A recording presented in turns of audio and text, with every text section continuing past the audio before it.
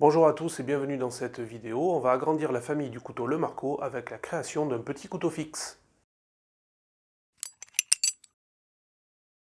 Voilà, ce couteau existe déjà en différents modèles depuis quelques années. Ce sont des modèles pliants, il y a un grand modèle, un petit modèle, diverses options comme le tire-bouchon et le décapsuleur. Là, on va essayer de créer un couteau fixe le plus polyvalent possible. Ça va introduire plusieurs contraintes sur la forme. Ce que je sais d'ores et déjà, c'est qu'on va probablement partir sur une lame plutôt fine parce que justement, c'est beaucoup plus polyvalent qu'une lame épaisse. Je vais rester sur des aciers de 1,5 mm d'épaisseur. Je vous propose de se mettre directement sur l'écran de l'ordinateur, entre guillemets, à la planche à dessin pour commencer à ébaucher la forme du futur couteau. Allez, c'est parti! Bien, voici devant vous la forme du couteau Le Marco d'origine, donc le couteau pliant. Première chose que j'ai décidé, c'est de ne pas toucher à la forme du manche. D'abord parce que la forme du manche fait partie intégrante de l'histoire et de la création de ce couteau. Ensuite parce que je l'aime beaucoup. Et enfin parce que, en tout cas sur le modèle pliant, la prise en main est très agréable. Donc ma première idée a été de partir sur une forme que j'aime bien, c'est celle d'un petit couperet. C'est quand même assez sympa et ça lui donne une tête bien jolie. Par contre, j'ai réfléchi assez rapidement que l'absence de pointe allait être préjudiciable pour un certain nombre d'utilisations et que donc ça allait le rendre un petit peu plus exclusif, ce qui n'est pas vraiment ce que je souhaite. Donc j'ai rajouté une pointe. Pour arriver à cette forme-là, qui finalement reprend un peu plus la forme de la lame d'origine avec le dos plongeant. Par contre, on a encore une petite zone ici qui va pas être très cool à affûter, puisqu'elle est située sous les plaquettes du manche. Il faudrait affûter sur le bord d'une pierre, etc.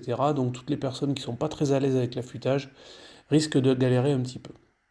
Donc l'itération d'après a été d'enlever cette zone et de retirer, de raccourcir un petit peu le tranchant à cet endroit-là. Donc là, on a un couteau probablement qui serait assez intéressant pour une utilisation en l'air, on va dire. Par contre, pour les travaux sur planche à découper, ici, on a finalement très peu d'espace pour les doigts. Donc j'ai décidé d'incliner un petit peu le tranchant. En faisant une mesure rapide, il n'y avait que 11 mm pour faire passer les doigts, ce qui à mon avis est un petit peu trop juste. Donc l'itération d'après a été pour arriver à 14 mm de dégagement une fois que la lame sera à plat sur une planche à découper. Donc ça c'est la première forme que je retiens et donc on va passer de suite à la création d'un gabarit et d'un modèle en contreplaqué pour vérifier l'ergonomie et la prise en main.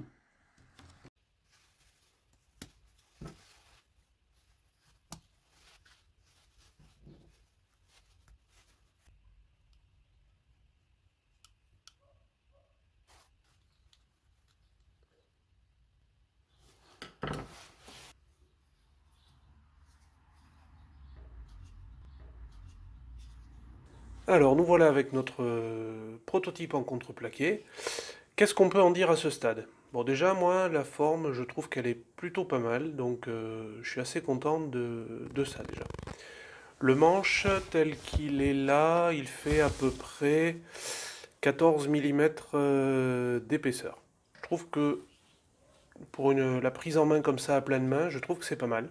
Le pouce devrait bien se caler sur le grip là, et puis on a les doigts qui vont bien dans l'encoche. Donc pour les travaux qui vont être comme ça en poussant, comme pour peler un bâton ou autre, on devrait être assez confortable. C'est pas vraiment une surprise parce que c'était déjà le cas sur le Marco d'origine, mais donc on le confirme sur ce prototype là. Ensuite, on a tous les travaux qui vont concerner la pointe, pour enlever le trognon d'une pomme ou les yeux d'une pomme de terre.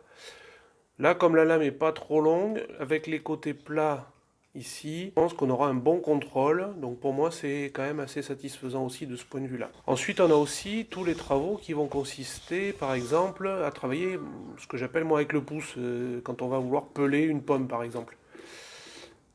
Là, à voir. J'ai presque l'impression que le manche est un petit peu trop large pour pouvoir faire ça confortablement. Je trouve que ça se cale pas forcément super bien dans les doigts. Ça méritera peut-être d'être essayé avec un manche un petit peu plus fin. Et ensuite, on a les travaux qui vont être sur planche à découper. Donc lame à plate ou quasiment sur la planche. Et là, j'ai les doigts qui touchent. Donc pour moi, on n'a pas assez d'espace. Naturellement, on a quand même un doigt qui va se caler ici à l'endroit où le manche est le plus joufflu. J'ai pas trop envie de changer la forme du manche puisque bah, sinon ça sera plus tout à fait le Marco. Donc je pense qu'avant de passer à la réalisation d'un prototype fonctionnel, je vais légèrement augmenter l'angle. Au fait, j'oubliais, si tu regardes cette vidéo et que tu n'es toujours pas abonné, bah, c'est le moment de le faire. Et puis n'hésite pas à lâcher un pouce en l'air et également des commentaires. Moi, ça me fait toujours très plaisir de les lire et en plus, ça m'encourage énormément à continuer le partage.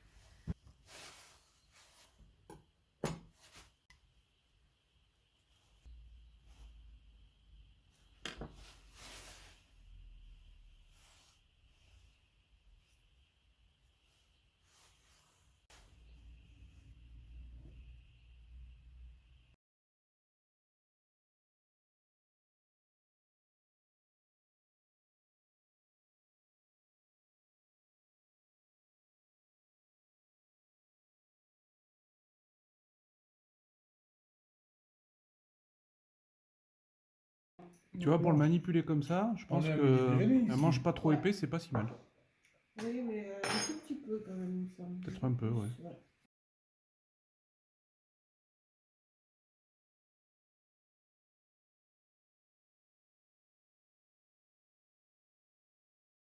Un peu sur son monde aussi, non? Bah tiens, Parce qu'on ne sait jamais. bah tiens, Imagine qu'il ne soit pas au point. eh oui.